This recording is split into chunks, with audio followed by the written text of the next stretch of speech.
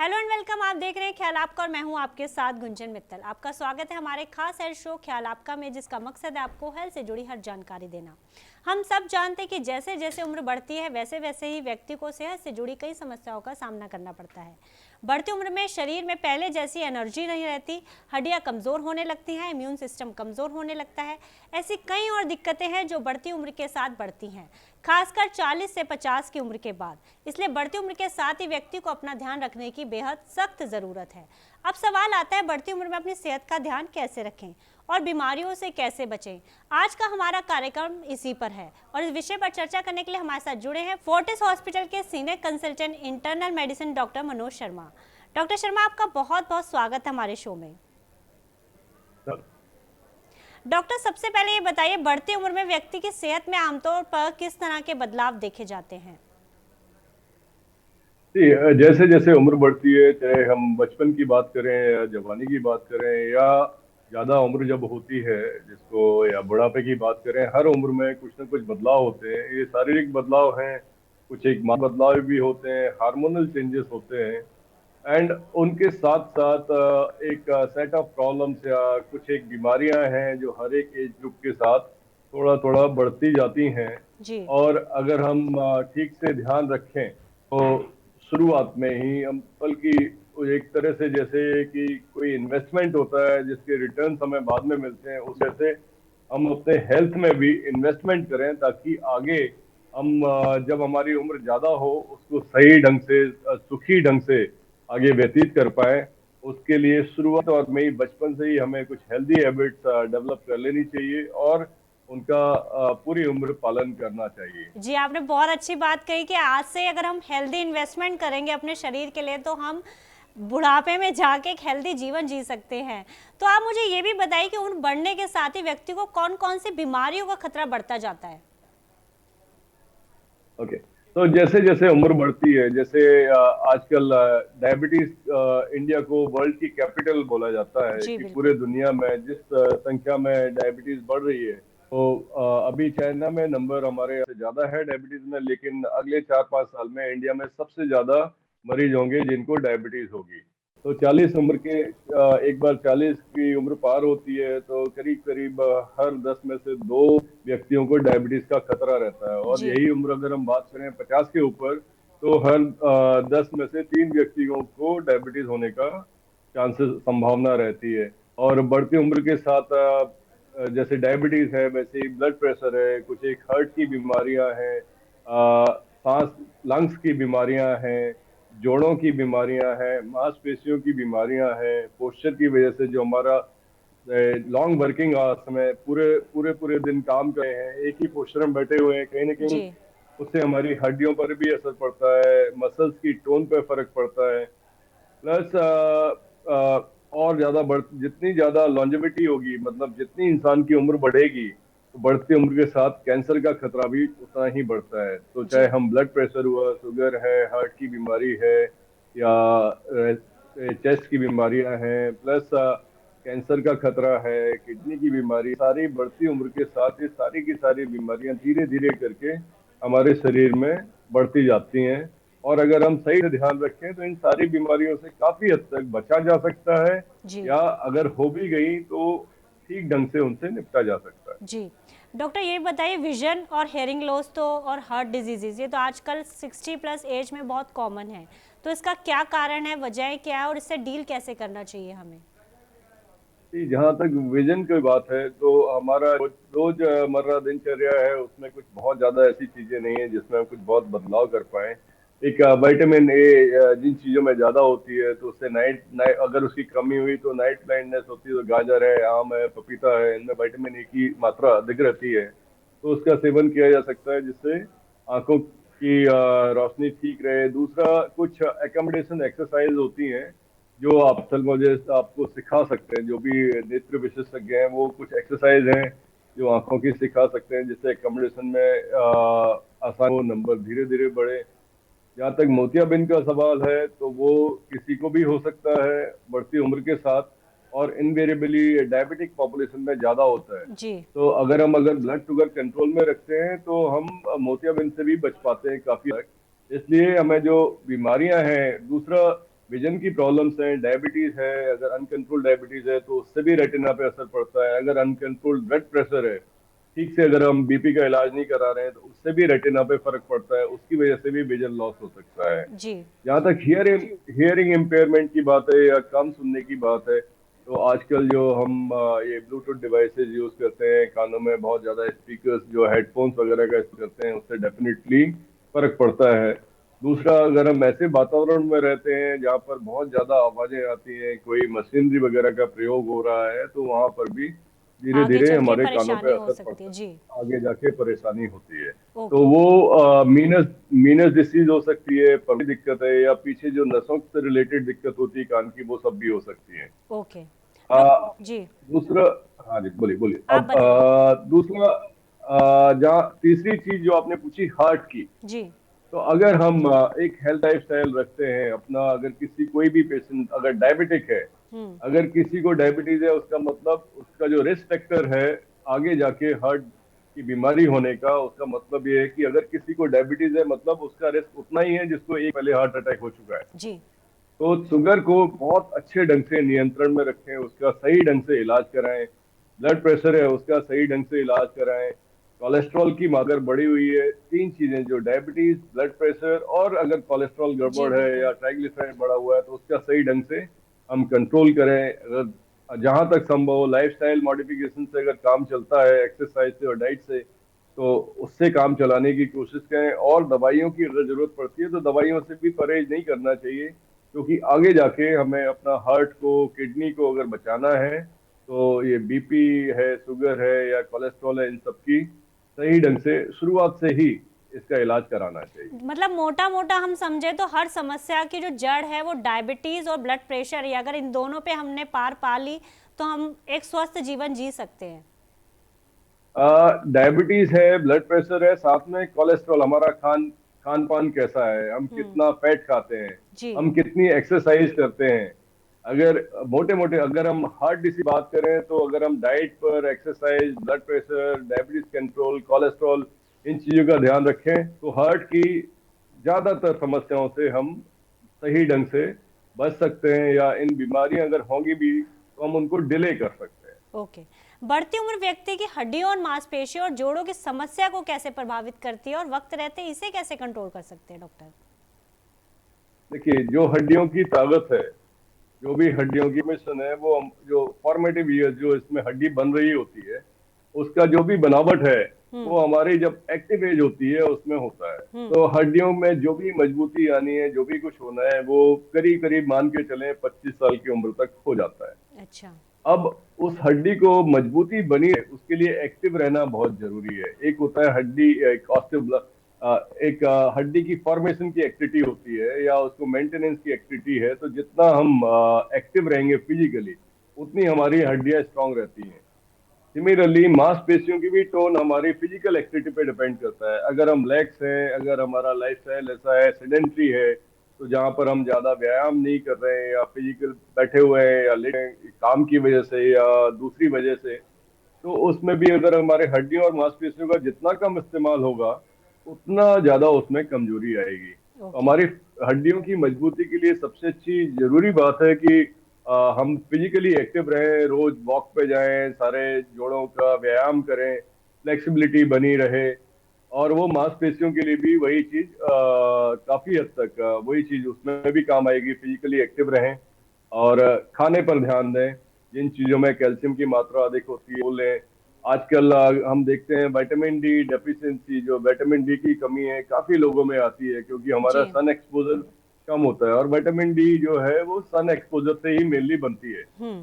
अब सूर्य की किरणें हमारे शरीर पे पड़ती हैं, उससे विटामिन डी बनती है। तो अगर विटामिन डी की मात्रा कम होगी तो उससे फिर कैल्शियम की मात्रा भी कम होगी और हमारे हड्डियों पर असर पड़ता है। तो अगर हम व्यायाम करते हैं तो साथ ही साथ उसका दूसरा फायदा ये भी है कि उसमें सन एक्सपोजर भी होता है। उसमें जो अल्ट्रा वायलेट रेज है जब हमारे शरीर पर पड़ती है तो उससे विटामिन डी भी बनता है। हम्म। तो उससे भी हड्डियों की मजबूती में काफी हद तक सहायता मिलती है। ओके। डॉक्टर ये बताइए बढ़ती उम्र व्यक्ति के मानसिक स्वास्थ्य पर क्या असर डालती है, क्योंकि देखा जाता है जो हमारे बुजुर्ग हैं वो काफ़ी अकेलापन महसूस करते हैं, जनरेशन टू जनरेशन में काफ़ी गैप आता जा रहा है, इससे उनके मानसिक स्वास्थ्य पर क्या असर पड़ रहा है? जी, अभी जिस तरह के सब जगह वातावरण है या हालात है, जो हमारे बुजुर्ग हैं उसमें से बहुत लोगों की संतानें जो हैं वो कुछ एक उनके साथ नहीं रह रहे हैं किसी हम्म। करियर अपॉर्चुनिटीज की वजह से। इसमें किसी को हम दोष नहीं दे सकते हैं। ये समय के साथ ये बदलाव होते हैं। दूसरा, अगर हमारे जो बुजुर्ग हैं उनके साथ अगर उनके बेटे बेटियां रह भी रहे हैं तो उनके अपने वर्क प्रेशर्स हैं। वो अपना से सुबह 9 बजे चले गए, शाम को 5 या 6 बजे वापस आए, तो पूरा दिन करीब करीब बुजुर्गों को अकेले रहना पड़ता है। हम्म। अगर न्यूक्लियर फैमिली है तो दोनों हस्बैंड वाइफ दोनों वर्किंग है, तो ऐसे में बुजुर्ग बिल्कुल अकेले घर में रह जाते हैं। तो अकेलापन बड़ा वाजिब चीज है इसमें बुजुर्गों के साथ। ऐसे में इनको चाहिए कि अपने सोशल सपोर्ट ग्रुप हैं जो आसपास की लोकेलिटी में दूसरे बुजुर्ग हैं हम्म। उनके साथ संपर्क में रहें, उनके साथ रेगुलर मीटिंग्स करें, कोई तरीका निकालें, चाहे वो कोई हम्म। एक्टिविटी हो, फिजिकल एक्टिविटी हो सकती है, फन एक्टिविटी हो सकती है, या सिंपल पार्क में जब हम सैर करने जाते हैं तो थोड़ा एक ग्रुप बनाएं जिनके साथ हम इंटरेक्ट कर सकें। कि हम्म। मानसिक जो हमारा स्वास्थ्य है उसको ठीक रखने के लिए सबसे जरूरी ये है कि हमारा दूसरे लोगों से खुल एक के बात करें। जी। संवाद हो पाए। तो अगर हम बातचीत कर पाएंगे, एक दूसरे की प्रॉब्लम्स है शेयर कर पाएंगे, तो हमारी मानसिक स्थिति उतनी बेहतर रहेगी। जी अब बिल्कुल। जो भी बच्चे हैं जो बुजुर्गों के, अब उनके पास उतना समय नहीं है, गलती उनकी भी नहीं है। हम्म। ये पूरे दिन काम करेंगे, फिर घर आए, खाना वाना खाया, सो गए, तो पूरे 24 घंटे में से 15-20 मिनट या आधा घंटा हम ढंग से बात करने का समय निकाल पाएंगे। हम्म। जब कि अगर जो आसपास के जो दूसरे बुजुर्ग हैं उनके साथ अगर संपर्क में रहे, कुछ एक एक्टिविटीज उनके साथ कैसे भी ज्यादा से ज्यादा एंगेज होके एक दूसरे के साथ शेयर कर सकें कुछ चीजें जो भी हमें बातचीत करके, तो उससे हमारी मानसिक स्थिति भी अच्छी रहेगी। जी बिल्कुल। आपने हमें बताया कि बढ़ती उम्र के साथ साथ ये बीमारियां बढ़ती हैं, लेकिन इन तमाम मुश्किलों के साथ ही हम एक हेल्दी लाइफ कैसे जी सकते हैं? क्योंकि बढ़ती उम्र के रोग को तो हम रोक नहीं सकते, लेकिन अपनी सेहत का ध्यान आज से ही हम रखना शुरू कर सकते हैं, तो वो कैसे? जी, एक जो पहले हमें शुरुआत से ही पढ़ाया गया है from first year of our medical education, वो है prevention is better than cure. जी बिल्कुल। तो हम बीमारी को बाद में इलाज करें, उससे ज्यादा जरूरी है कि उससे बचाव कैसे करें, और प्रिवेंशन पर ज्यादा फोकस चाहिए। उसके लिए एक हेल्दी लाइफस्टाइल की हम समय से सोएं, समय से जागें, और ये आदतें हमें बचपन से या जब हमारी उम्र ठीक ठाक है उस टाइम भी हमें अपनी हेल्थ में इन्वेस्ट करना चाहिए, ताकि हम आगे जाके जितना संभव हो उतना सुखी रह पाए और ऊपर डिपेंडेंट ना हो। तो both physically and mentally active रहना है, दोनों ही चीजें इंपॉर्टेंट है।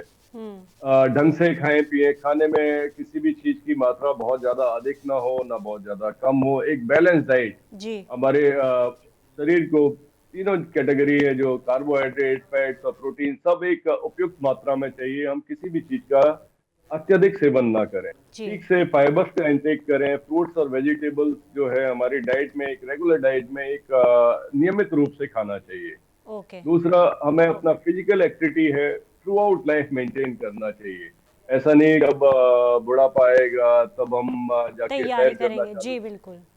हाँ, बिल्कुल वैसा नहीं है। शुरुआत से ही हमें थोड़ा फिजिकल एक्टिविटी एक नियमित रूप से किसी न किसी फॉर्म में, चाहे वो ब्रिस्क वॉक हो, जॉगिंग हो, जी। रनिंग है, स्विमिंग है, साइकिलिंग है, किसी न किसी फॉर्म में हमें एक्सरसाइज, रेगुलर एक्सरसाइज करना चाहिए। जी, और एक हम और रोल मॉडल ये भी बन सकते हैं। हम अपने जो ग्रैंड पेरेंट्स हैं वो अपने ग्रैंड चिल्ड्रंस के साथ भी वॉक कर सकते हैं, तो उससे आपका जो जनरेशन का गैप है वो भी कम होगा, साथ में आप भी हेल्दी रहेंगे और बिल्कुल आप बच्चों को भी कुछ सिखा पाएंगे। बिल्कुल पूरी फैमिली भी इकट्ठे वॉक पे जा सकती है। जी। जी। वो एक टाइम है जिसमें हम इंटरेक्शन भी कर सकते हैं, एक दूसरे से हम्म। बातचीत कर सकते हैं, और एक बड़ा अच्छा प्लेटफॉर्म होता है कि अगर हम खुले जगह में, जहाँ पर पब्लिक प्लेस में अगर हम अपने फैमिली के साथ सब लोग एक दूसरे से इंटरेक्ट कर रहे हैं, तो एक हम्म। वो एक विशेष सुख की अनुभूति देता है। तो वो बहुत अच्छा तरीका है कि हम साथ में भी एक्सरसाइज करने या वॉक करने चले जाएं, वो भी एक चीज की जा सकती है। दूसरा, एक एज के साथ कई बार डिमेंशिया होता है या पार्किंसन डिसीज है, कुछ एक प्रॉब्लम्स है जो न्यूरोलॉजिकल डीजनरेटिव प्रॉब्लम्स है, और उसमें हमें समझना होगा कि उसमें हमें किसी न किसी तरह से सपोर्ट की जरूरत है। तो एक तो सपोर्ट सिस्टम एडिक्वेट अवेलेबल हो, अगर नहीं है तो कोशिश करना चाहिए कि बुजुर्गों को हम एक social support system and health care support system, एक ये हमारी भी रिस्पॉन्सिबिलिटी है। जो जी। बुजुर्ग नहीं है उनकी रिस्पॉन्सिबिलिटी है कि एक उम्र ऐसी है जिससे सभी को गुजरना है, हम्म। और आज हम जो सपोर्ट सिस्टम आज डेवलप करते हैं अपने बुजुर्गों के लिए, वो कल कभी ना हमें ही कभी फायदा करेगा। जी। हमारे लिए और रोबस्ट तरीके से, कि आज हम जिस चीज को अगर हम एक सपोर्ट सिस्टम बनाते हैं तो एक आज से 15-20 साल बाद वो सपोर्ट सिस्टम और भी ज्यादा मजबूत हो चुका होगा।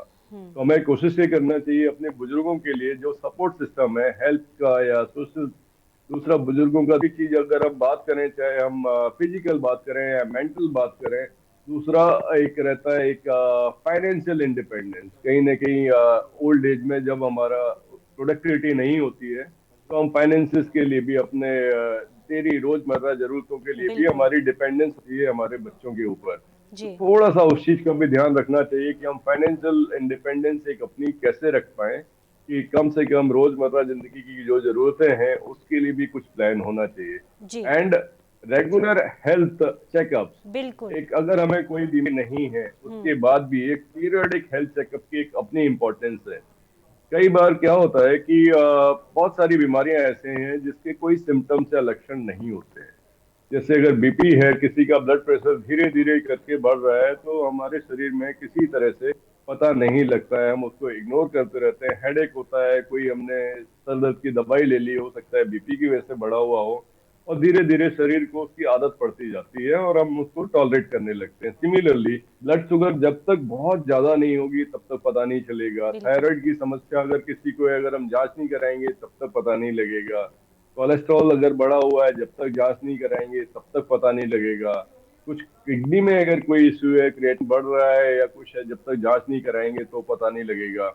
इसलिए पीरियडिक जांचों की अपनी इम्पोर्टेंस है, क्योंकि अगर हम एक बार किसी डॉक्टर से परामर्श करते हैं और अपनी जो भी वो डॉक्टर सलाह देते हैं और उसके हिसाब से अगर जांचें कराते हैं, कुछ एक बीमारियां हैं जिनको हम बहुत जल्दी in early stage we can catch, अगर हमने शुरुआत में वो बीमारियां पकड़ में आ जाती हैं तो हम उनका इलाज बहुत बेढंग से कर सकते हैं, कम से कम दवाइयों से काम चल सकता है जी। उस स्थिति में। डॉक्टर शर्मा, और आपने वही बहुत अगर अच्छी बात करी कि मतलब हमें अगर वृद्धावस्था में तंदुरुस्त और सेहतमंद जीवन जीना है तो हमें आज से ही इन्वेस्टमेंट करनी पड़ेगी। हेल्दी खाना हो गया, अपने एनुअल चेकअप्स हो गए, अपनी बीमारियों का ध्यान रखना होगा। तो ये सब हम करके एक तंदुरुस्त जीवन जी सकते हैं वृद्धावस्था में भी। डॉक्टर शर्मा, आपका बहुत बहुत शुक्रिया हमारे तमाम सवालों का जवाब देने के लिए और हमारे साथ जुड़ने के लिए। Thank you so much. धन्यवाद, थैंक यू। बढ़ती उम्र के साथ ही व्यक्ति को अपना ख्याल रखने की ज़रूरत होती है, लेकिन हम युवाओं की एक बहुत बड़ी जिम्मेदारी है, जिस तरह से हमारे बुजुर्गों ने हमारा ध्यान रखा है उसी तरह से हम भी उनका ध्यान रखें और उन्हें खुश रखें। अब हमें दीजिए इजाज़त, हम कल फिर हाजिर होंगे हेल्थ से जुड़ी नई जानकारी के साथ। तब तक आप अपना और अपनों का ध्यान रखिए। चलते चलते हम आपको बताना चाहते हैं TV9 digital care initiative TV9 van के बारे में। आखिर क्या इनिशिएटिव, आइए देखते हैं इस छोटी सी वीडियो में। Today, doctors are busier than ever providing care and advice to patients. And the reality is that an average patient now spends much more time in the waiting room than in the doctor's chamber. With such a captive audience, it's time to put their wait time to good use. Introducing TV9 Waiting Area Network that provides premium patient engagement experience through engaging and informative videos. These videos are created keeping in mind an Indian patient seeking medical attention. TV9 Waiting Area Network provides a perfect platform for educating the patients on everything a doctor's practice has to offer while elevating the doctor's brand at the same time. As a doctor, all you need is to have Wi-Fi at your clinic and we'll take care of the rest. We provide you with a TV, a media player, your clinic profile, and a playlist customized as per your practice. Combine all this with the regular news updates from TV9 and you have an awesome branding and marketing tool for your clinic. Write to us at van@tv9.com and we'll get in touch with you to set up our solution at your premises.